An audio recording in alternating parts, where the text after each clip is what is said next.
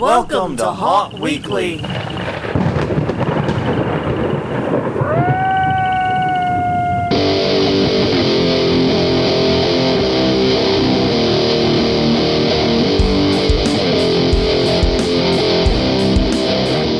Hello everyone, I'm Jonathan. I'm Crystal. And this is Haunt Weekly, a weekly podcast for the haunted attraction, haunted entertainment community. Whether you're an actor, owner, or just plain aficionado, we aim to be a podcast for you. And we return to you again with a topic that's dear to our heart, one that I was actually genuinely surprised we had not done when you mentioned it. Yeah. And, I actually went through and searched our archives to prove we had done it, and no, we had not. No. 218 episodes to get to this one. Right. On the ball we are. Well, it's like the copyright one took forever to get to, yeah, too. That's true. I mean, we obviously are skipping around a bit with these topics. Yes. But we're talking about how to start a home haunt. Right. And there might just be a little bit of a car alarm there for a minute. Don't know. Fuck you, I guess. Yes. No one that ever says, oh, a car's being stolen when a car alarm goes off. No. Anyway, hopefully you guys heard that. Anyways, if you want more car alarm related information, find us at HauntWeekly.com, Haunt Weekly on Facebook, Haunt Weekly on Twitter, YouTube.com/HauntWeekly is our YouTube channel. We upload the episodes there for your convenience. All 218 previous 18 episodes are there. You can also find us on iTunes, Google Play, and Stitcher. They make no many promises how many episodes are available there, because I don't really control that. Right. That's iTunes, Google Play, and Stitcher that control that. Alright, well, before we get into the meat of today's podcast, the main thrust, we have to start the conference reminders. And on that note, I kick it off this week. It's an even-numbered episode. And coming up February 21st through the 23rd in Pomona, California, it's HauntX, the Haunters DIY Expo at the Fair Place. We'll also be touring the Asylum Haunted House, lights on and off, and features a costume ball. HauntX.com. Hey, March 19th through the 22nd, it's Transworld's Halloween and Attraction Show in St. Louis, Missouri at the America Center. It is co-located this year with Transworld's Christmas Show and the Room Escape Show.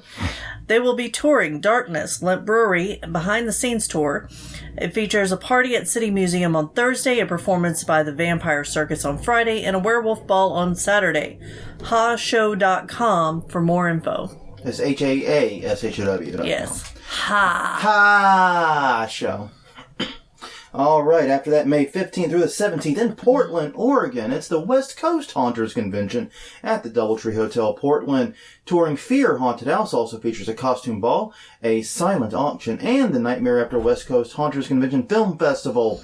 HauntersConvention.com for more info. Okay, then May 15th through the 17th also, the same week, Ohio Halloween and Haunters Convention at the Ohio State Reformatory in Mansfield, Ohio. It features a ghost hunt, costume party, and haunted bus house tours. OhioHHC.com to find out what all's going on there. All right. Then, June 5th through the 7th in Schaumburg, Illinois, it's the Midwest Haunters Convention at the Renaissance Schaumburg Convention Center Hotel. We'll be touring Abandoned Haunted House Complex, Disturbia, and Evil Intentions via the Lost Souls Bus Tour. Honestly, the Lost Souls Bus Tour is worth admission alone to me. Yeah. Also will feature a costume party and a kids zone. MidwestHauntersConvention.com for the additional deets. Okay, before we kick in, also, we like to give an update on our haunt, and I'm kind of glad this week's episode is getting recorded late. Yeah. Yeah, it kind of worked out, because basically, stuff went sideways on Sunday. Crystal came up with the topic and did the show notes, and we had some back and forth on the show notes Sunday, but we just, between illness and people being in town, we did not get a chance to record until too late. So we're doing this now Monday. We're doing it live, basically. Yeah, basically. Monday after work. Monday we're live. We're doing it live, and I'm going to run across the hall and edit it right after we record. But the big news with our haunt is we have a street. Sort of. With caveats. Yeah. Okay, we have to roll this clock back a little bit. I don't remember if last week we talked about getting the new paperwork on our door. I don't think we did. No, that happened after we recorded. Right. Basically, they came by, and remember previously we mentioned getting a paper in our mail. I think it was in our mailbox. Actually, I say it was on our door, like they were like Martin Luther nailing it to our door. No, but it was stuff in our mailbox, and it's basically, hey, we're doing road work, and I'm like, no fucking shit, we don't have a road. You've been doing road work every goddamn morning at 7 a.m. Why would this week be any special? But it was the exact same paper they gave when they started the project back in November. Mm-hmm. The only difference was they actually scratched out the words next week. It's like, yeah, it's just so classy, guys, so classy. Yeah. And then they proceeded to actually mostly block off our street. Yes. They used heavy equipment to block it off at one end. Didn't stop people from, like, parking on it, because they could go to the other end. Or they could get in the other end. Some just drove the fuck around that, you know. Yeah, I know. And it's like, some of you people work harder at being lazy than you ever would at being a hard worker. Yeah, I'm just like, I want the street to get done. Don't be parked on it and they can finish it. Yeah, if this street is delayed just one day because your lazy asses... I get why you don't trust them. I get why you don't believe them. But if your lazy ass causes us to have dirt road for even a day longer,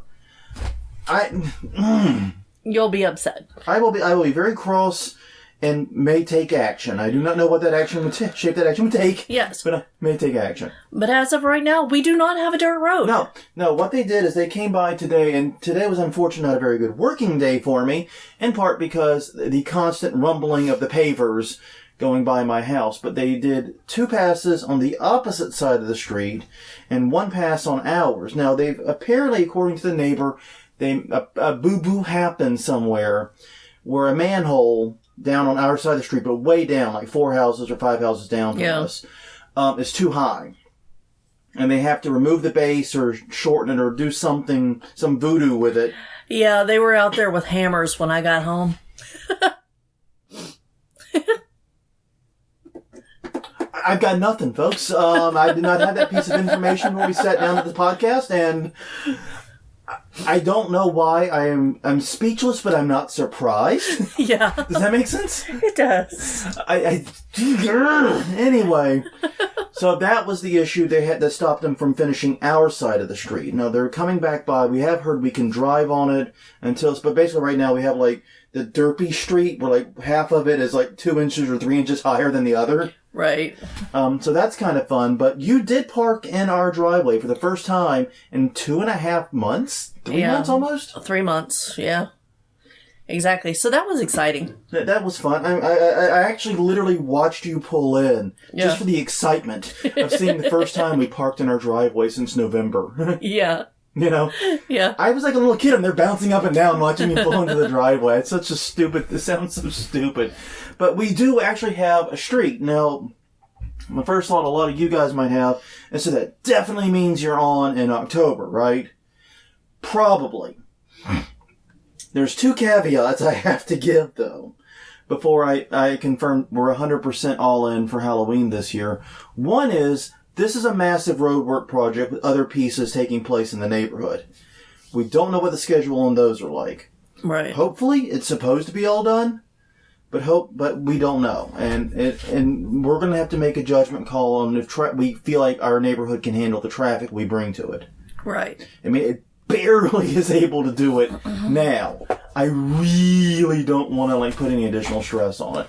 The second problem is that in the infinite wisdom of road work in this city, the sections, because like I said, Vivian Court is a cord. It connects to Huntley Drive at both ends. So it's like a horseshoe with a vertical line connecting the 2 ends, right? Mm-hmm. Where those lines meet at Huntley are destroyed. Yeah. The road went from being bad but survivable, passable to now being a fucking moonscape. Yeah. I'm pretty sure that little moon rover the astronauts drove would not actually get over this. In part because of the higher gravity, but also because it is a very craterous and very difficult to drive on in any capacity. And I'm anticipating something's going to happen with those sections in the next year or so. Yeah. Because the reason they fell apart is because they drove all this heavy equipment over it, and the road was borderline and falling apart beforehand. Yeah. So now there's craters. And so what happens when they pave that, and then they screw up the area, you know what I mean? They screw up the area behind it. Yeah. it's just... we'll have to deal with all of that later, though. Yeah. The crux of everything, though, is for the first time in 3 months, we have a road in front of our house, and this also completes Vivian Court. This now will be, hopefully by the end of the day, a full and complete horseshoe. Yeah. We will have fully paved road end to end. Yeah. And that will be the case for the first time since June. Yes. I believe is when this project started. And even though there was a brief break between when they finished the other half and they started ours, I don't really count that because our half got seriously jacked by the construction equipment to pave the other half. Yeah, that's true. So, I don't know. We'll see. But we'll have a full paved street hopefully by the end of the day, or hopefully at the latest by midday tomorrow. That is great news. I am happy about it. Please, God, let this be the end. That's all I've got to say. You're making this old atheist pray to God. That's how bad the road work has been. No. Anyways, so how to start a home haunt. Let's get into the actual topic of the week. Now that we're like 11 minutes into the episode. Yeah, this seems weird that we did not do an episode on this previously. Right, but I realized that if people are asking about it after our talk, which is just one of the questions we got, was what advice would you give somebody wanting to start one? Then maybe we haven't talked about it. And you went to the archives, I'm sure, and couldn't find an episode to point them to, and we found bits and pieces where we talked about elements of it.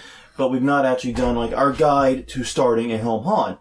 And honestly, it's very serendipitous because if you're thinking about starting a home haunt, right now is about the time to do it. Yeah, exactly. If you want to start a pro haunt, you needed to be thinking about that probably in October. For next year.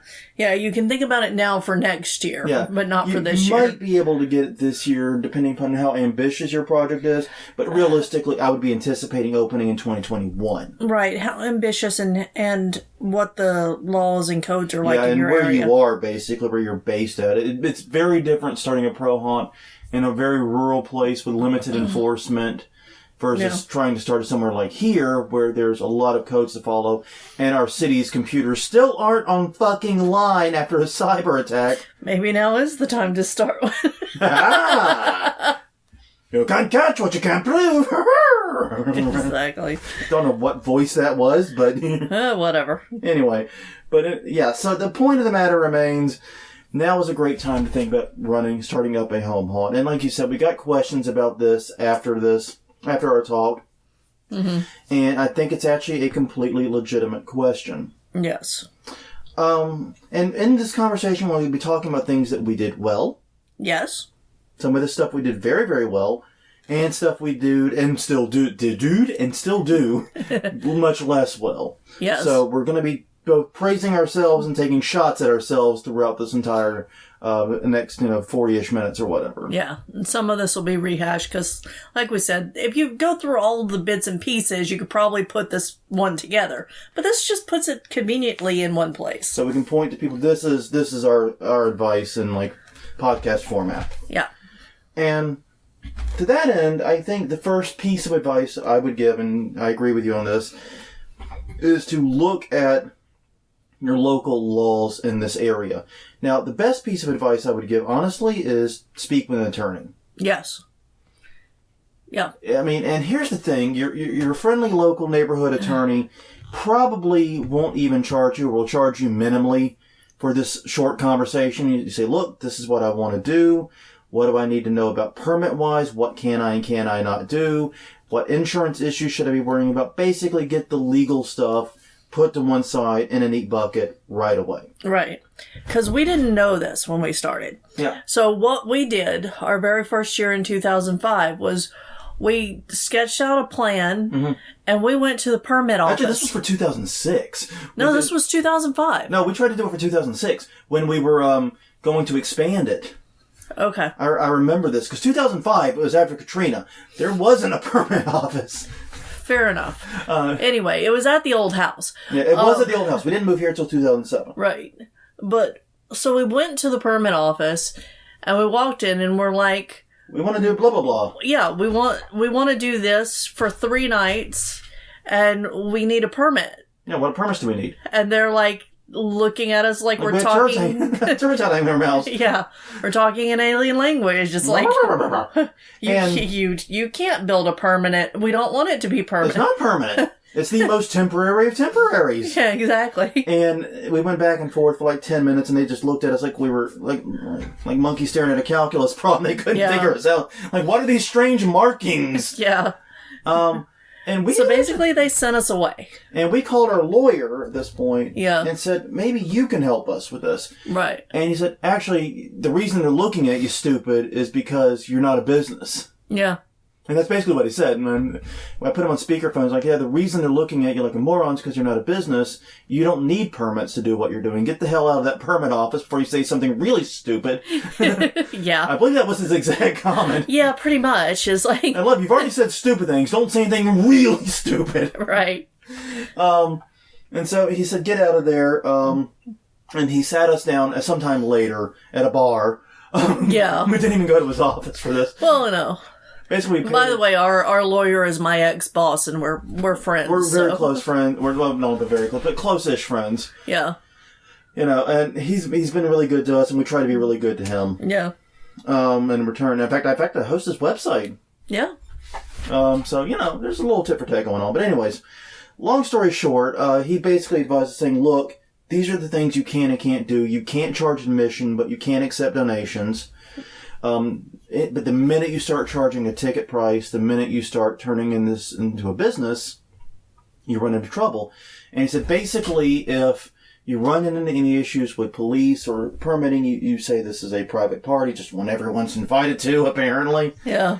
And that is the end of it. The fire marshal can't really touch you. The police can't really touch you unless you're blocking the street or being a public nuisance. And, you know, so on and so forth. Right. And so, yeah, with that in mind, we went forward with newfound confidence, and he turned out to be 100% correct. 15 years later, his advice has panned out pretty well. Right. Now, you mentioned public nuisance. Yes. So this next step is really important. Yes. Approach your neighbors about what you're wanting to do. Yeah, whenever we talk about what we do, it seems like the very first question we get is, what do your neighbors think? Right. Some format of that question. What do your neighbors think? What do your neighbors do? Do your neighbors complain? And the answer is no. No. And to that end, we have a 3-pronged strategy that we have used very effectively to never have a significant problem with our neighbors. Right. Prong 1, go there proactively. Before you open, before you do anything, go there proactively and explain what you're doing and what's going on. Yeah. And the reason is this. It's quite simple. You don't want your neighbors to first realize you run a haunted house, a home haunt, by them opening their fucking window. Right. Or by them getting hundreds of trick-or-treaters that they didn't have previous years show up at their door. Yeah. If you warn them in advance and what's going on, you take away that element of surprise that reduces the bad feelings. Right, exactly. They can now make a choice. They can turn their porch light off. Yeah. They can leave the fucking neighborhood. I know a lot of our neighbors do. Yeah. A lot of our neighbors make it a point to go to Halloween parties across the river. Yeah. Just they naff off, and that's fine. Yeah. That's totally fine.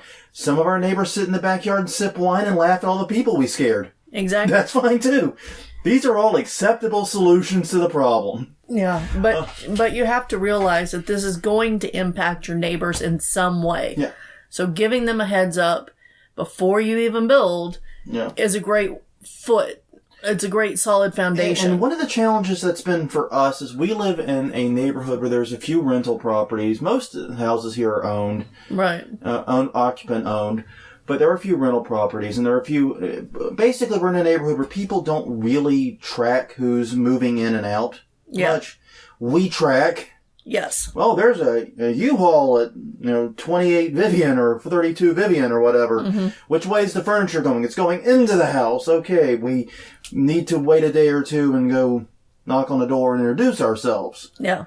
And yeah, they're like 5 houses down from us, but they're still going to be impacted. Exactly. Well, I mean, I think our general rule is, for in terms of like extending outreach to neighbors, we try to do it on everybody on our side of the court. Yes. And plus a couple of houses at the end of the block. Yeah.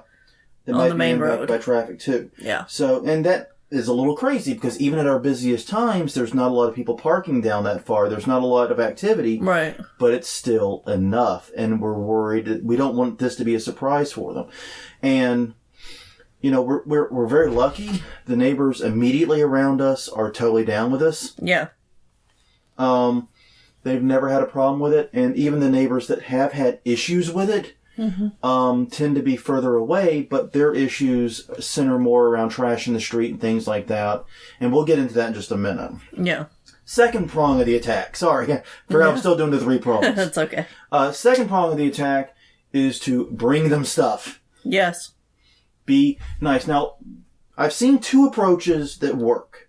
Right. One is you can bring them candy and say, here, you can give this candy out to trick-or-treaters. Yeah. And you can participate in the haunt by being a trick-or-treat house on the same block.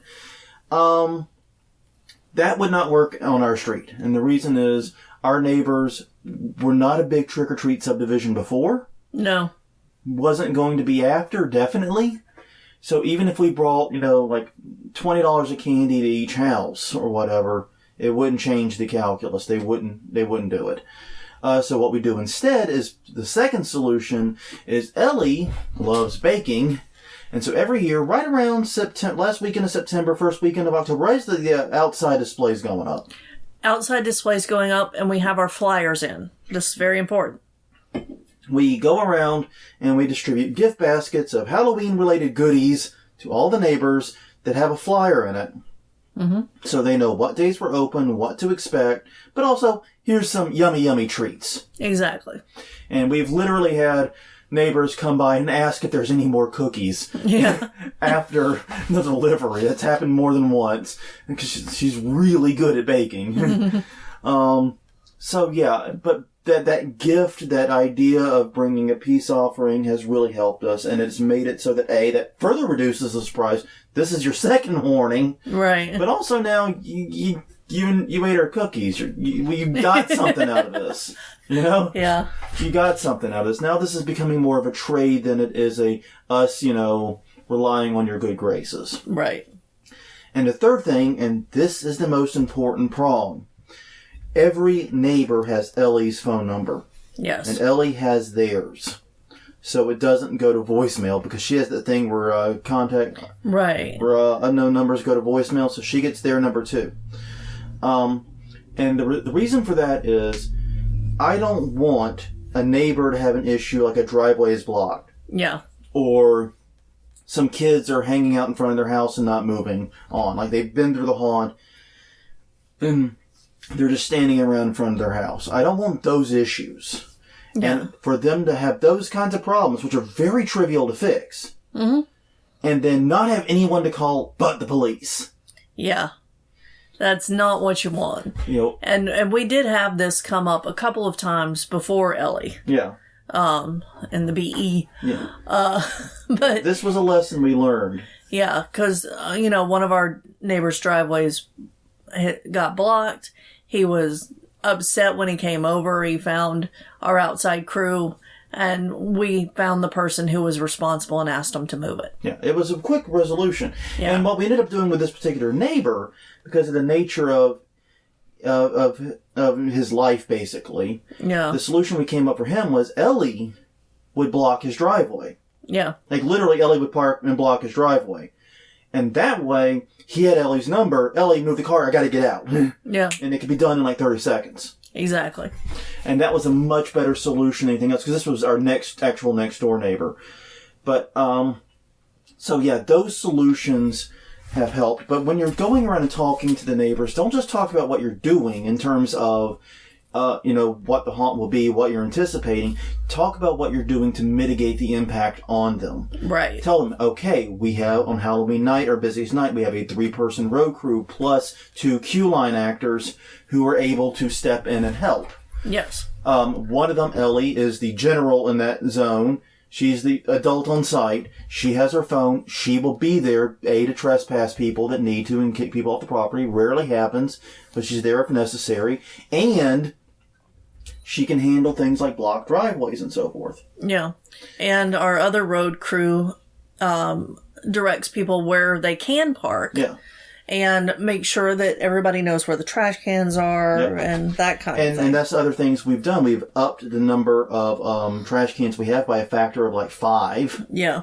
We have added signage, both for the photo area, but also saying, please respect our neighbors, do not block driveways. We are doing this at their good graces. Right. Type thing. And we're actually going to get more, I think we're going to get more of those signs printed. Yeah, I think so, and I think we should get cones to put them in at the edges of the driveways. Yeah. I would like to do that too for this season. Now that we've got a little bit of extra time because the haunt's done early, we can do that. That's something that always we've wanted to do but never really been able to. Right. Now we can.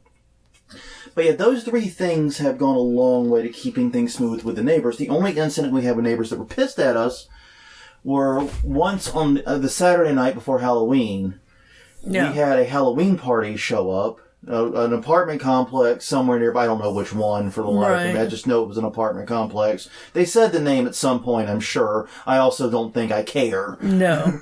And basically we ended up with an extra 100 or so kids that we did not anticipate.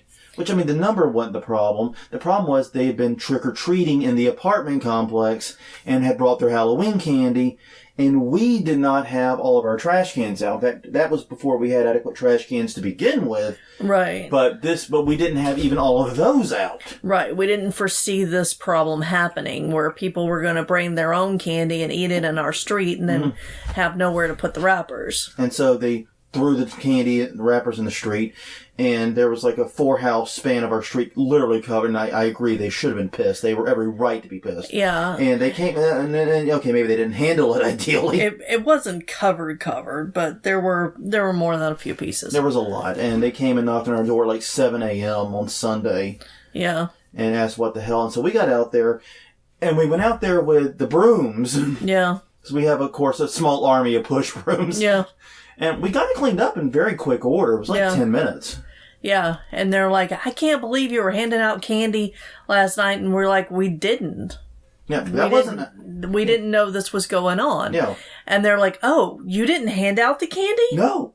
They were completely surprised. They thought we had handed out candy and not given out trash cans. And I was like, no. And we actually told them, no, look, they came from an apartment complex party where they were trick-or-treating inside the apartment complex. Yeah. That was not our candy. Hey, we don't hand out this trash candy. We have taste. Yeah. I don't know what the hell this stuff is. We don't buy this. Yeah. Even with our cheap candy, we are respectful. You know? Yeah. Oh, but yeah, so no, the neighbors, but see, that was one of the things. When we did that, it flipped the script. Now they went from being pissed off at us to being overjoyed with us. Yeah. Because A, we didn't hand out the candy, but also we were Johnny on the spot. We were out there within 5 minutes of them alerting us to the problem. Because honestly, we didn't even see it. Right, exactly. It was night, it was dark, and where our house sits, the nearest street light is too far away for us to see the big problem area. Yeah. So it looked like just a dead dark zone to us. We didn't see all these candy wrappers. So we were surprised by it too. Yeah. So everyone was surprised, but we got it. But yeah, and one other thing you might want to consider, in addition to bringing them cookies and so forth, is give them neighbor fast passes. Yeah. We don't do this because our neighbors don't go through the haunt usually. Or if they do, they go through Friday or Saturday night, where it's really not as necessary. Yeah, one of the first 2 nights, yeah. Whatever the first 2 nights are, they usually go through then. And the result of that is they don't need it. But if a neighbor came up to us and said, hey, can I go through the haunt? Absolutely, they could skip the line. I don't allow line skips normally. In fact, I've actually done this once. And I did it when the firemen came and surprised the fuck out of us that one year. Yeah. Bernie said, ladies and gentlemen, I have never in the history of this haunt allowed someone to skip a line, but we have 4 members of the New Orleans Fire Department that have graced us with would you mind if they go in? And no, and everyone's cheering for the fire. The firemen felt great and went in. It was a good time. Yeah, exactly. You turn this into, and I would do the same thing for the neighbor. This is our neighbor right here. Please give her a round of applause for putting up with us at this time of year. Yeah. You make it a happy thing. I would absolutely do that in a heartbeat. Yeah. Okay. the next rule, the one that we're really goddamn bad at. Yeah. I don't know why you put this in here other than to shame our asses. Because it's good for other people to keep in mind. It's to create a budget and stick to it. Yeah. We're going to get into details a little bit lower down in terms of what you should be buying and how you should be estimating your budget. But one of the things you should be doing is before you start, you should really create a budget. And here's the thing. If you find that you can't build the haunt you want to build on the budget you have for that first year, that's okay. Don't open the haunt that year. Make your panels, save it, do it, put it aside. You can put it up next year. Yeah. Take Either 2 that years to do it. or do a compromise and do a smaller show. Yeah, do a That way you start, if you're just starting out, then you're starting with something. But then you can expand it to a bigger show the next year, closer to what you wanted. This is advice where you definitely should do as we say, not as we do. Right. It's only recently we've been able to get our haunt budget more under control. Yeah. And a lot of that's because we've spent so much and gotten so much that we can reuse. Yes. That we don't need to spend as much. Exactly. We set $1,000 budget for the haunt for us every year.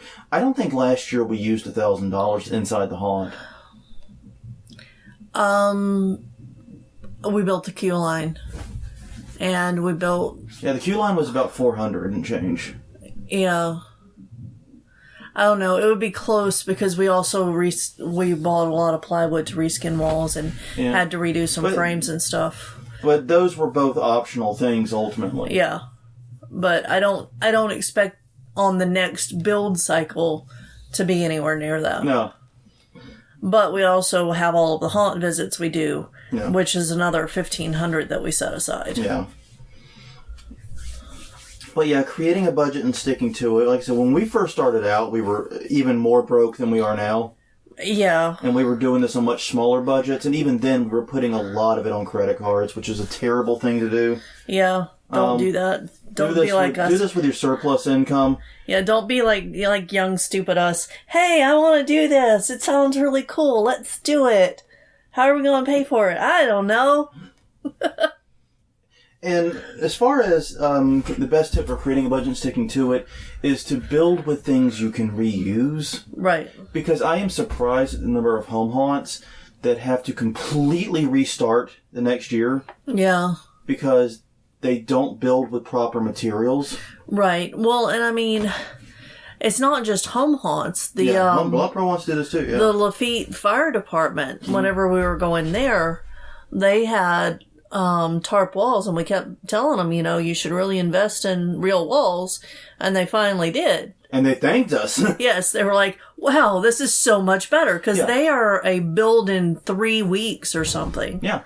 And it's no more difficult to build a tarp tunnel out of PVC and tarp than it is to just screw together panels that you've pre-made. Right. And you just get a store. And what they did is they got like one of those storage units. A shipping container. It was a shipping container is the name of it. That was given to them. They got their hands on a shipping container, which was probably pretty easy for them to do because of where they're located. Yeah.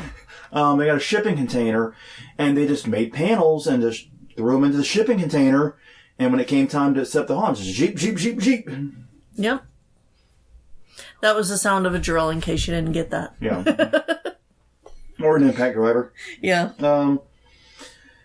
Your next thing on the list is make a diagram of the space that your haunt will be in. And this is something that goes back to our CAD episode. Right. We did a couple episodes where we talked about CAD. Yeah. And honestly, the idea here is you want sort of the space in a CAD file that you can just open up each year and start designing and laying out your haunt. Yeah. And if it's your yard, a CAD of your yard.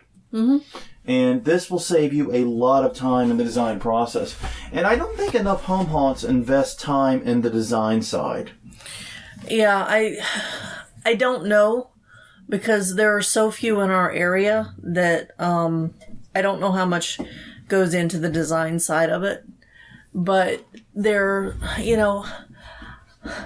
I would love to have our garage in Lego. We could just like move the pieces around. This is how many feet we have, you know? Mm-hmm. But that way you can check your walkways, you can play with your lighting and do all this stuff in, the CAD software or in, some people even use cardboard to make these. But you want to make something that's going to be able to be reused year after year. So you can say, oh, this didn't work. We need to what if I move it here? How does that change the flow? How does that change the space? Yeah. Yeah, I find it easier to do it in a computer. Yeah. Your mileage may vary. Yeah. One excellent tip that you put in here was if you have a partner or family member that's not a part of the haunt, make sure to schedule weekly activities with them that don't involve the haunt. Right, exactly. Like when we brought Ellie into the house, this was something we had to learn because it used to be when it was just the two of us, the haunt was our together time. Yeah, exactly. You would come home from work, we'd get dinner, we'd go out and work in the haunt, and then by the time we got done working in the haunt, we needed some alone time. Yeah. we need to separate a little bit. Exactly. We spend too much goddamn time together in too much of an intense situation. Yeah.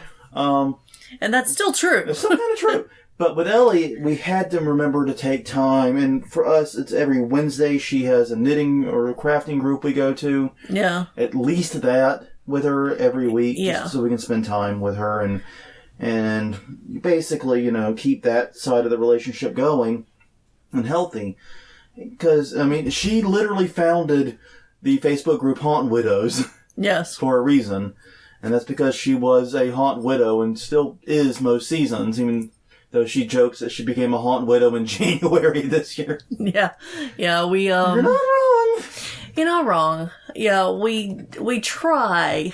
Mm-hmm. But I think we're better than some. We're definitely better than when we started. Yeah, definitely. Than when she first joined. So. In the same vein, if you're going to, before you start building, and this is all stuff before you're building, by the way. Yeah. But I should have made that clear earlier. This is all the stuff before you start building. Yeah. Make a decision if you're going to do animatronics or actor-based. I personally have never been to an animatronic-oriented haunt that was anything greater than interesting. Yeah. So I personally think you should be actor-based, but if you're going to be actor-based, you need to start recruiting literally from the very minute you decide you're going to do a haunted house. Yeah. Yeah, because if you bring people in on the ground floor and they help you that first year, they're going to be there forever. They're going to be there for a long time at least. Yeah. And the more they help with the build, the more they invest early in the haunt's life cycle, the more motivation you have to show up when you're open. Right. They So could say, I helped from the first year to this year. This is your chance to build your haunt family from day one. It's a lot of fun. Yeah, can't recommend it enough. Yeah, and, we give out 5 and 10 year, now 10 year 10-year awards and everything. Awards and stuff, so that, people who have been with us, they get those big monumental things for themselves, they can display. Yeah. So yeah, this is your chance now to start building. Don't wait until a week before to start recruiting. That is a huge and very common mistake we see. Yeah. Because you get a lot of people who say they're going to be there, but not a lot of people will actually be there. People are fucking flaky is the one thing I've learned running a home haunt. Right. The number of people who have showed up for the gig, who have said they're going to show up for the gig versus the number of people who actually did, it's about 2 to 1. It is. And, your first years are going to be the hardest to keep to get a crew together and keep it together. Unless you've already got a group of friends and family who are willing to be there, which is how we started. My family came down. And if you got that, get them involved now. Get them involved day one. Exactly. Trust me, that you don't want to take this whole burden onto yourself. No. And, yeah, and that leads us to the actual build part of it. And this ties back into what we were saying with creating a budget and sticking to it and trying, not to go too crazy with things. Right. With the actual build, there's a few things we always recommend. First is invest in good quality tools and materials. Yes. We did not do this. We invested in what we could afford. We have since upgraded. We did a whole episode on our upgrades recently. Our best and worst purchases. Yeah, and go ahead. The main thing I would say here is whatever tool set you have for just around the house probably is not adequate for building the haunt. Yeah. Unless you can't afford to upgrade right then and you already have some that are decent. I mean, you can use them for 1 year. Yeah, but I would be eyeing an upgrade pretty quickly because building a home haunt of any real size, even like I said, 625 square feet, even that. Yeah. Requires some pretty significant power tools. And part of the reason is because in the process of building a haunt, you're not exactly doing carpentry and metalwork as intended. Right. No, those rules go out the window. The first time you take an angle grinder or a reciprocating saw to the rail of a sliding door to get it the better length for you, because you realized, oh wait, this was meant to be on the outside, not the inside. Yeah. The minute you do that, you realize, you kind of need some hardcore tools. Yeah. You need something that can kick at least a moderate amount of butt. And for us, we used like I said, I think we mentioned this previously. We used the Craftsman C3 tools for a few years. They got us by. Yeah. But we noticed they weren't holding a charge. They weren't running a whole day. Switched to Makita tools. We've been happy with those. I know people who swear by DeWalt and Milwaukee as well. No. I think once you get into that contractor or at least high prosumer grade tools, you're probably going to be fine. Yeah, and my actual answer to the question at HAuNTcon was build real walls. Yeah. And that was my first thing. And that's 2x4 with a plywood skin on it. I know some haunts do 2x2 panels. I don't know how you make that stuff stand other than like gaffy tape and hopes and prayers of small children. Yeah, no, I don't do that. And the other reason is if you are intending to scare people, not be one of those cheesy little home haunts that the people talk about. If you are intending to scare people, your walls unpredictable reactions. And get unpredictable reactions, your walls will be hit. Yeah. At some point. Also, just to note, whenever you're building outside, build with pressure treated stuff. Yeah, build with stuff meant for outside. Seems obvious, but we've heard several people who don't. Yeah, there was a talk at HauNTcon a few years ago from someone who couldn't figure out why he had to replace all of his outdoor lumber every year. Yeah. Because he wasn't building with pressure treating ground contact lumber. Yeah, exactly. But that being said, don't use pressure treated stuff inside because that's fire problem. Yeah, and that is ultimately what I think the biggest recommendation I have is build with real walls, but most importantly, build like you're building a professional haunted house. Yeah, and I mean, that's one of those things you think of from the beginning. Yeah. Is, are you going to just always be a home haunt that is loose with the rules and stuff? Or are you going to build it like one day you could just open up professional? Yeah. And that goes into not only your build quality, but how you treat your actors and what rules you set down for them, and anybody else that's helping you. Yeah. And it also deals with issues of safety and fire code compliance. Right. Even though, like I mentioned previously, the fire marshal locally can't touch us. Right. And we, like I said, heard this from a lawyer, we've heard this from others too.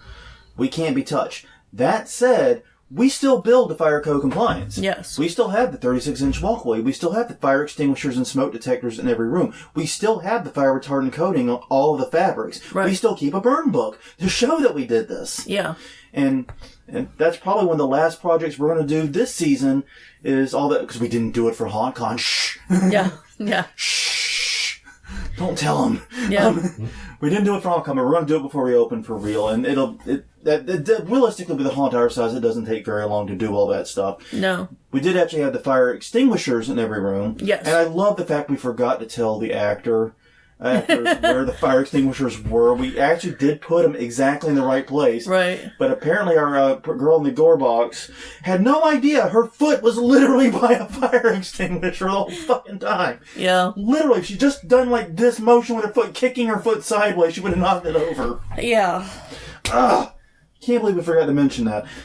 Yeah, so when you're building, think of the fire safety and safety in general. Make sure that you get with everybody involved and make them aware of the plans if stuff goes wrong, because sometimes it will.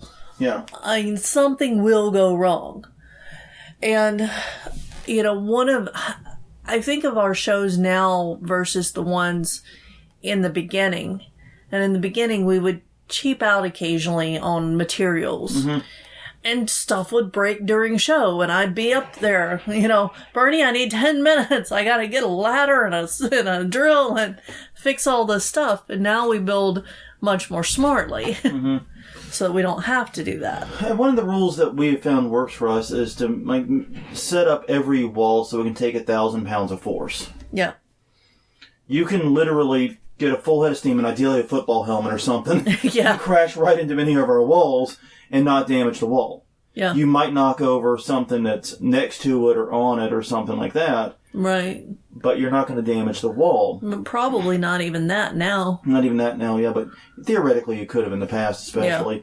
The point to it is we build that way so we don't have issues when we're open, but also so that, like you said, if we decided we wanted to go pro tomorrow, we don't have to learn any new building techniques. Right, and we don't have to train our actors to be on their best behavior when it's open. We have to recruit more of them, but now we have our team that can train them. Exactly. We're ready-made to go pro anytime we get the money and the resources and the desire to do it. Right.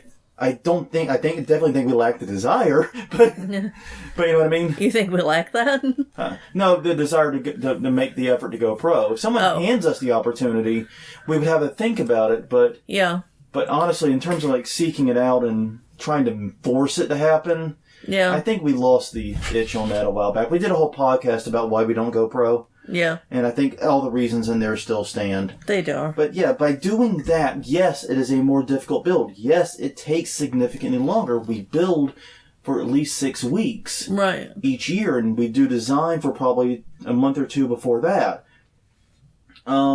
Yes, it takes a lot of time, but it reduces problems during show. It makes sure everyone, including our actors and our visitors, are safe.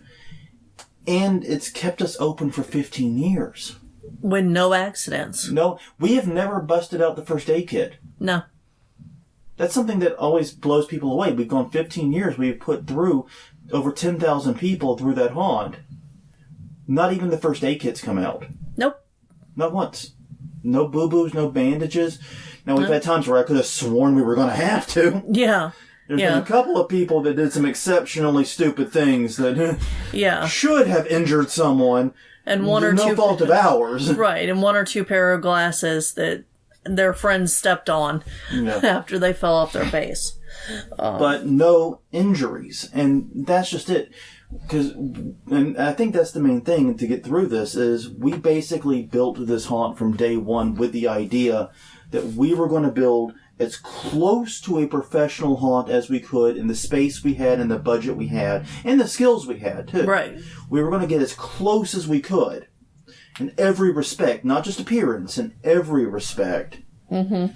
And we were going to operate, and that also includes, like you said, dealing with the actors. It talks about dealing with fire safety issues. Every way, we were going to be as close to a professional haunt as we could get. Yeah, and I will say those first couple of years, we weren't as strict with our actors as we are now. And we paid dearly for it. We did. We've lost people over the years and had to let people go because, one actor, I was just talking about this today with the guests that were in town. He would show up and he would have a beer and then he would go to scare. Yeah, and he wouldn't even have the beer in front of us. No. He would nap off somewhere else and do it. Yeah, exactly. And open at night, I hear, "Ooh, you smell like beer. Can I have one of those?" And I'm like, look, you're done for the show. Don't come back tomorrow if you have been drinking. And he came back and he still smelled like beer, so we had to let him go. Yeah. I mean, and this is somebody who had been with us since the beginning and was a friend before the haunt even existed, and just isn't part of our life. Yeah. Well, he's not part of our life for a lot of other reasons, too. Yes. That we're not going into. That's true. But I mean, But the point remains, though, I guess that if you're looking to start a home haunt, the best piece of advice I can give you is don't start it with the mindset of, I'm going to build a home haunt. Right. Start it with the mindset, I'm going to build as close to a professional haunt at my house that I can. Yeah. And that is a different switch. That's a real switch, because if you just, we're just a home haunt, you open the door to doing a bunch of wild and crazy and wacky shit, but it's shit that can get you shut down, it is shit that can hurt people, and frankly, it's shit that's not a lot more scary in a lot of times. Right. Or it's scary for the wrong reason. Yeah. It's actually dangerous. Yeah. So we started that mentality of, if we have to put people in actual danger to scare them, we're not doing it right. Like I said, 15 years, knock on wood, never even broke out the first aid kit. No injuries, no cuts, no boo-boos, no scrapes of significance. No. I'm sure some people gained a few bruises crashing into those 1,000-pound test walls. Yeah, maybe some skinned knees. Maybe some skinned knees here and sliding there, but running. No one asked for a Band-Aid at any point. No. So yeah, I mean, all in all, if you start with that mentality of, we're going to build as close to a professional haunt as we can with the resources and skills we have, and you're going to do a much better job. And that's going to not just make your haunt safer, it's not just going to make your haunt better, it's also it's ultimately just going to prevent you from getting shut down. It's going to ensure it's a long-running haunt. Because if someone gets hurt and you get sued, even if you win, you're probably not going to open back up. Right. Lawsuits are expensive. They are. So yeah, what you want to do is avoid these problems, and the best way to avoid those problems is to treat your home haunt like a professional one, as much like a professional one as you can. Yes. And respect your neighbors. And respect your neighbors, yeah. Because it only takes one to shut you down. Yeah.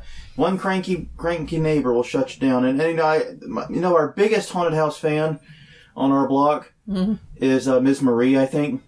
Yeah. Yeah, I think so.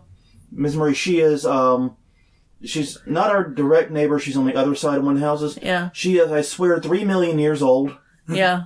Give or take. Yeah. Her and Betty White both attended the Invention of Fire. But no, she is super old, and she is obviously suffering from dementia.